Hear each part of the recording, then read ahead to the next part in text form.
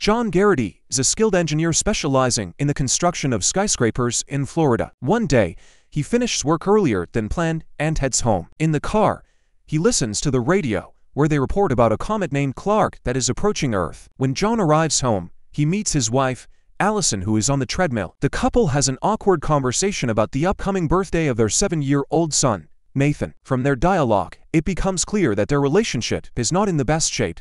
Nathan returns from his walk and happily hugs his father. John and his son go to Nathan's room, where John praises his drawings, including one of the comet Clark. They lie down on the bed together, and their conversation turns to a medical device that helps Nathan regulate his insulin levels, as he has diabetes. They also discuss the difficulties between John and Allison. Soon, the whole family gathers in the living room, where the television broadcasts news about the comet, which is moving at incredible speed and leaving icy debris in its wake. That night, the Garritys sleep in separate rooms. The next morning, the family prepares for Nathan's birthday party. John is grilling meat while listening to the radio, where they talk about the Clark comet, which is reportedly approaching Earth, but there is supposedly no reason to panic. Allison approaches John and asks him to go to the store for some additional items for the party. Taking his son with him, John heads to the store. Upon arriving, he notices an unusual atmosphere. People are looking at the sky, where numerous military planes are visible, and everyone's gaze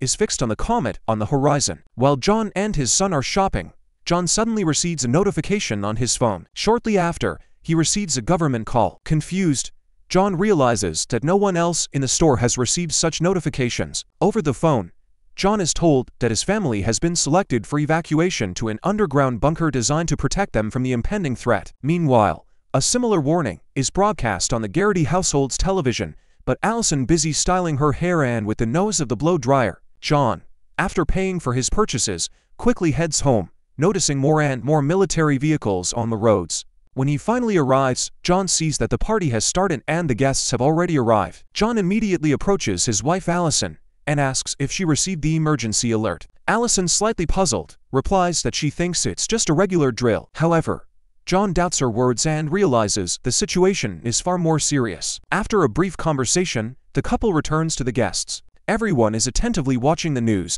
where it's reported that the Clark comet is expected to fall into the Atlantic Ocean. Since it poses no immediate threat to the residents, the guests remain calm. However, the situation changes and the comet veers off its predicted course, and the house begins to shake slightly due to a sudden earthquake. John runs outside and sees a flock of birds flying frantically in one direction, as if instinctively trying to escape the danger zone. Suddenly, a powerful shockwave shakes the surroundings, and John falls to the ground. He returns to the house, where the guests are frightened, and the news reports that the estimated impact location of the comet was wrong. Instead of the ocean, Clark crashed into central Florida, creating a shockwave stretching for thousands of miles. The city that took the hit was completely destroyed, and all 400,000 of its residents had disappeared from the face of the earth. At that moment, John receives another emergency alert, and a similar message appears on the TV. However, just like before, none of the guests have received such an alert. The message states that John and his family are entitled to evacuation, but it is strictly forbidden to take anyone other than family members. He is also sent a QR code, which will allow them to board a plane heading to a safe shelter. The couple's friends are outraged as to why only the Garrity family was chosen. Everyone rushes home, hoping that they might have received the coveted code on their TVs as well. Meanwhile, the family hurriedly begins packing. John is worried about whether they'll have enough insulin for their son Nathan. Nathan, in turn, anxiously asks if Grandpa will be coming with them. Allison is preparing food for the long journey, her eyes fixed on the distressing news. Meanwhile, Nathan stands outside and tells his father that the sky is on fire. As they get into the car, they see that none of the neighbors received the evacuation code. Before they leave, a friend of John's approaches the car and warns them that a fragment of the comet is heading towards Earth, capable of wiping out all life. The family drives off, but they are stopped by a neighbor who begs John to take her daughter with them to save her. However, John refuses, knowing that the girl is not listed among the evacuees, and in the end, she may be left alone at the border. On the way, the family witnesses people in panic looting stores and smashing windows. John doesn't understand why they were chosen for salvation. When the car gets stuck in a massive traffic jam, he decides to take an alternate route. Along the way, they continue to listen to the news on the radio, which makes it clear that the consequences of the comet's impact will be far more catastrophic than expected, and humanity is facing total extinction. Upon reaching the airport, John and his family encounter a huge crowd protesting at the entrance because many people are not listed among the evacuees. However, they manage to get inside. They receive special wristbands confirming their identity and a bag for essential items. While Allison is packing, she realizes that the supply of insulin for Nathan was left in the car. John asks how much time is left until departure and decides to return to the car to get the medication for his son. Meanwhile, Allison, worried about his absence, rushes to a soldier and explains that her husband ran back to get insulin, which is crucial for their diabetic child. The soldier takes her to the person in charge of the evacuation, who informs her that people with chronic illnesses are not allowed on board. Allison desperately tries to convince her to change the decision, but she is firmly denied and sent back to the car. By this time, John has already retrieved the medical kit and is hurrying back. However, he can't find his family and doesn't know that Allison and the child have already exited the boarding area and are walking to the car. One of the soldiers in charge of boarding assures John that if they have the special wristbands,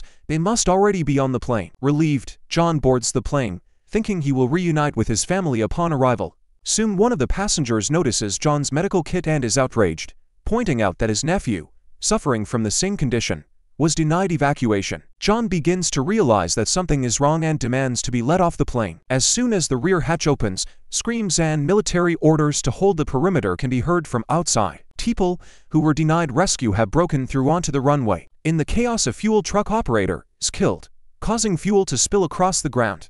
Realizing the danger, John frantically shouts for everyone to run away. Chaos ensues. People are running everywhere and the sound of gunfire echoes. Suddenly, the thing John feared most happens. The spilled fuel ignites, and the plane explodes.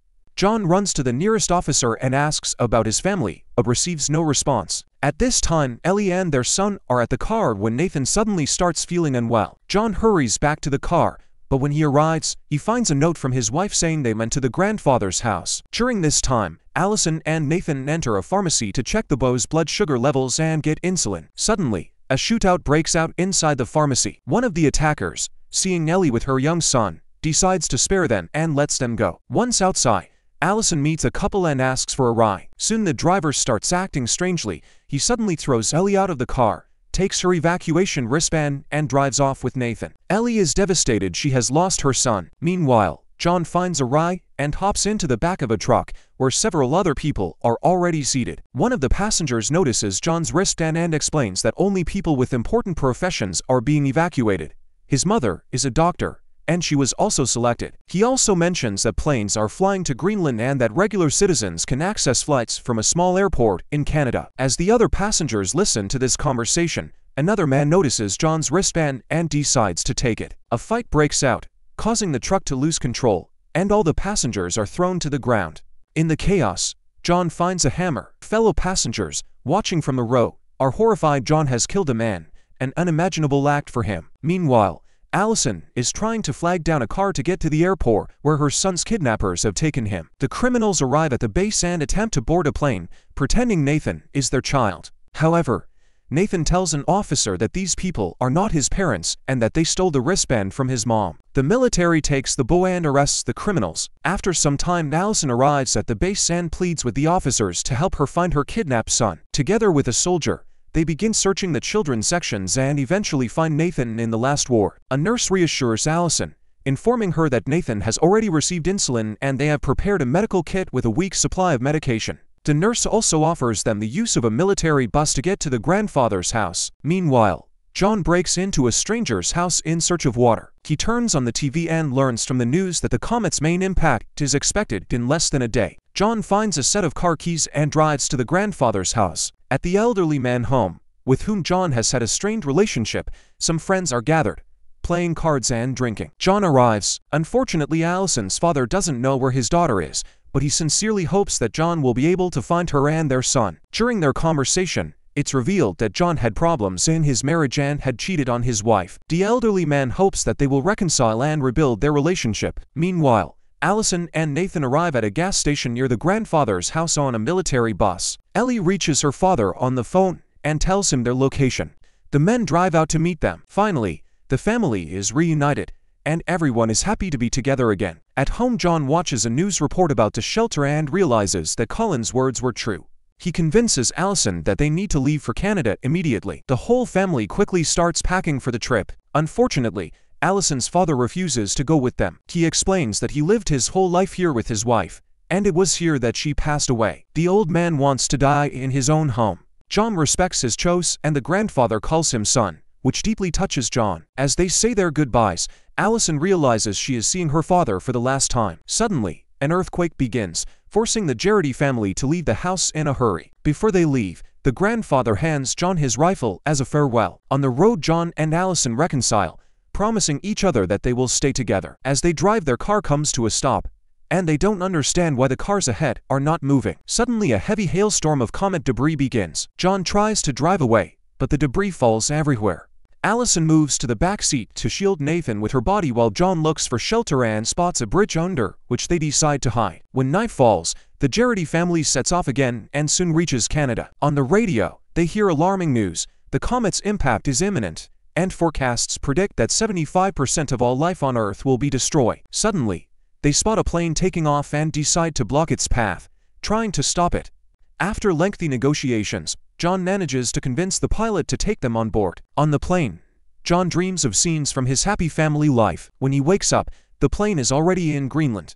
The surroundings seem untouched by destruction, but suddenly, a massive piece of the Clark comet crashes into a nearby body of water, creating a powerful wave that knocks the plane out of control. Both engines fail, and the plane loses control. The pilots perform the impossible and land the plane, but they don't survive. John tries to free the pilots from the cockpit, but all his efforts are in vain. One of the pilots, before dying, points John toward a plane landing nearby. John realizes that this must be the shelter, and all the passengers head in that direction. Eventually, they find the military shelter, where officers meet them and guide them inside. At that moment, the comet begins to impact Earth. John and his family, now safe, huddle together, while John's mind flashes with memories of the happy times they spent together. 9 months later, Earth is devastated, with cities lying in ruins. However, the radio announces that radiation is no longer a threat. All the survivors, including the Gerety family, emerge from the shelter and see not only the destruction, but also a bird soaring in the sky, symbolizing that life on the planet is beginning to recover.